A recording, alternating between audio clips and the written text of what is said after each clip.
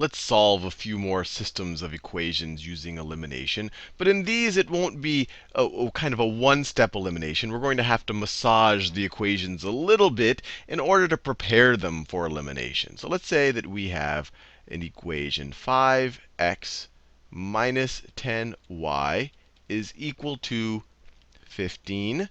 And we have another equation, 3x minus 2y is equal to 3.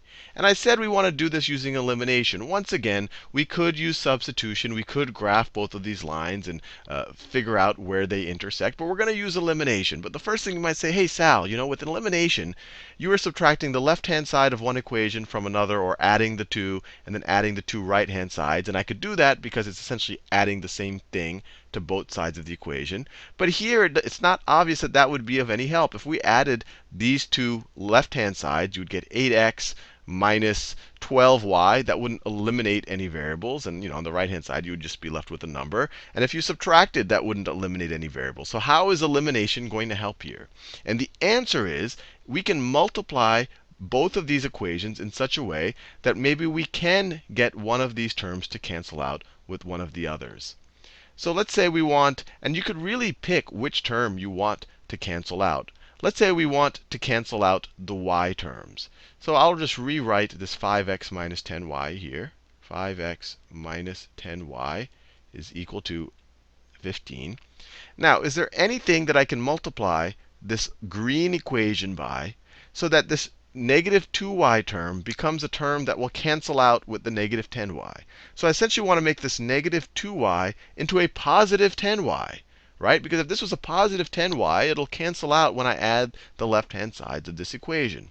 So what can I multiply this equation by? Well, if I multiply it by negative 5 times negative 2 right here would be positive 10. So let's do that. Let's multiply this equation times 5, times negative 5.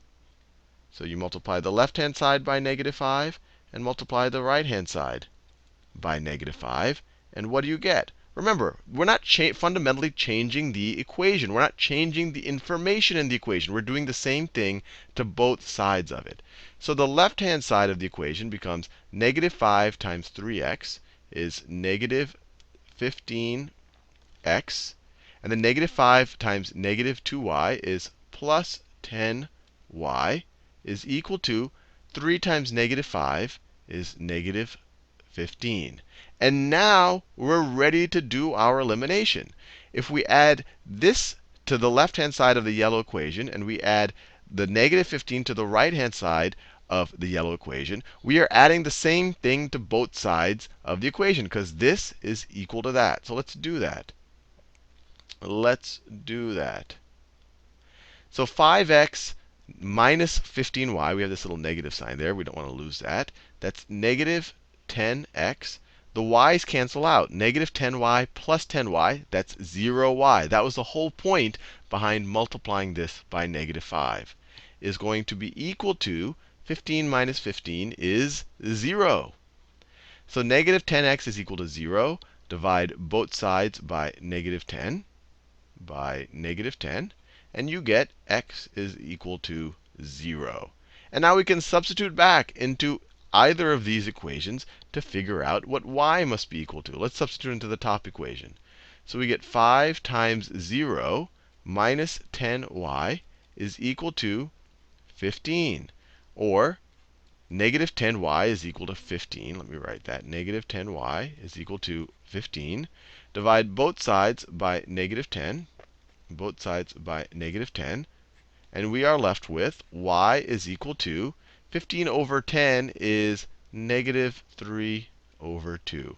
So if you were to graph it, the point of intersection would be the point 0, negative 3/2.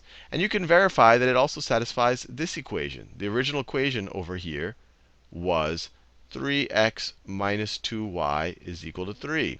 3 times 0, which is 0, minus 2 times negative 3/2 is, this is 0, this is positive 3, right? These cancel out. These become positive. Plus positive 3 is equal to 3. So this does indeed satisfy both equations. Let's do another one of these, where we have to multiply and to massage the equations, and then we can eliminate one of the variables.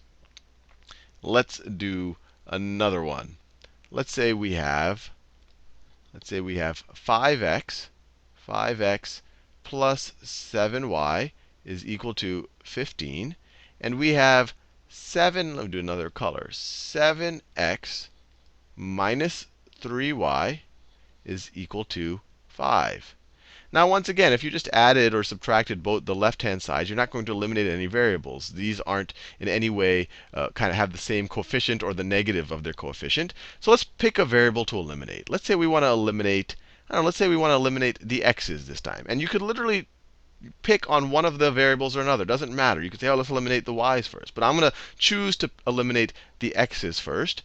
And so what I need to do is massage one or both of these equations in a way that these guys have the same coefficients, or their coefficients are the negatives of each other, so that when I add the left-hand sides, they're going to eliminate each other.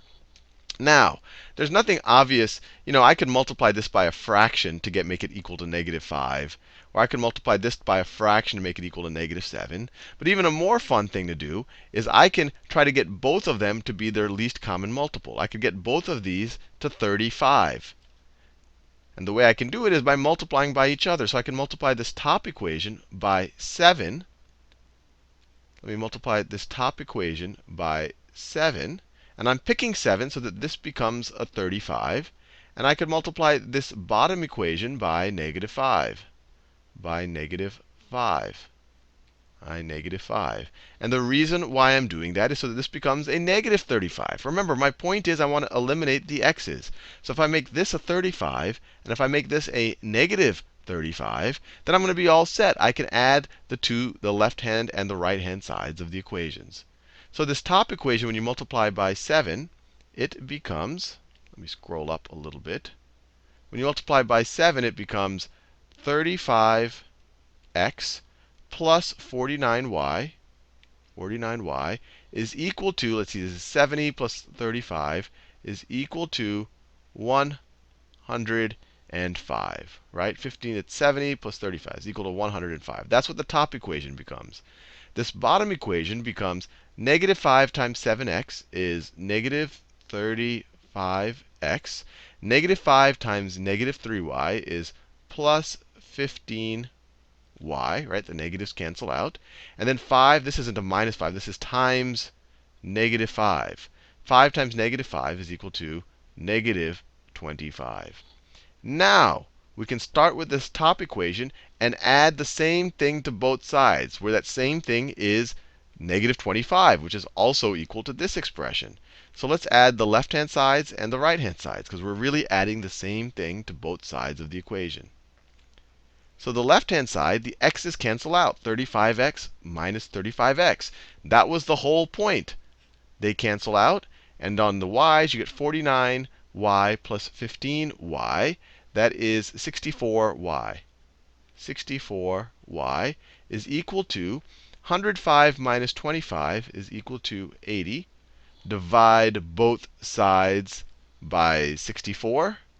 Divide both sides by 64, and you get y is equal to 80 over 64. And let's see, if you divide the numerator and the denominator by 8, actually, you could probably do 16. 16 would be better. Well, let's do 8 first, just because we know our 8 times tables. So that becomes 10 over 8. And you can divide this by 2, and you get 5 over 4. If you divided just straight up by 16, you would have gone straight to 5 over 4. So y is equal to 5 over 4. Let's figure out what x is. So we can substitute either into one of these equations or into one of the original equations. Let's substitute into the second of the original equations, where we had 7x minus 3y is equal to 5. That was the original version of the second equation that we later transformed into this. So we get 7x minus 3 times y times 5 over 4 is equal to 5. Or 7x minus 15 over 4 is equal to 5. Let's add 15 over 4. Oh, sorry, I didn't do that right. This would be 7x minus 3 times 4. Oh, sorry, that was right. What am I doing? 3 times is 15 over 4. 15 over 4 is equal to 5. Let's add 15 over 4 to both sides. So plus 15 over 4 plus 15 over 4. And what do we get? The left-hand side just becomes a 7x. These guys cancel out. And that's going to be equal to 5 is the same thing as 20 over 4. 20 over 4 plus 15 over 4. Or we get that, let me scroll down a little bit, 7x is equal to 35 over 4. We can multiply both sides by 1/7, or we could divide both sides by 7. Same thing. Let's multiply both sides by 1/7. The same thing as dividing by 7. So these cancel out, and you're left with x is equal to. Here, if you divide 35 by 7, you get 5. If you divide 7 by 7, you get 1. So x is equal to 5/4 as well. So the point of intersection of this right here is both x and y are going to be equal to 5/4. So if you looked at it as a graph, it would be 5/4, comma 5/4. And let's verify that this satisfies the top equation. If you take 5 times 5 over 4 plus 7 times 5 over 4, what do you get? It should be equal to 15. So this is equal to 25 over 4 plus, what is this? This is plus 35. 35 over 4, which is equal to 60 over 4, which is indeed equal to 15. So it does definitely satisfy that top equation, and you can check out this bottom equation for yourself. But it should, because we actually use this bottom equation to figure out that x is equal to 5/4.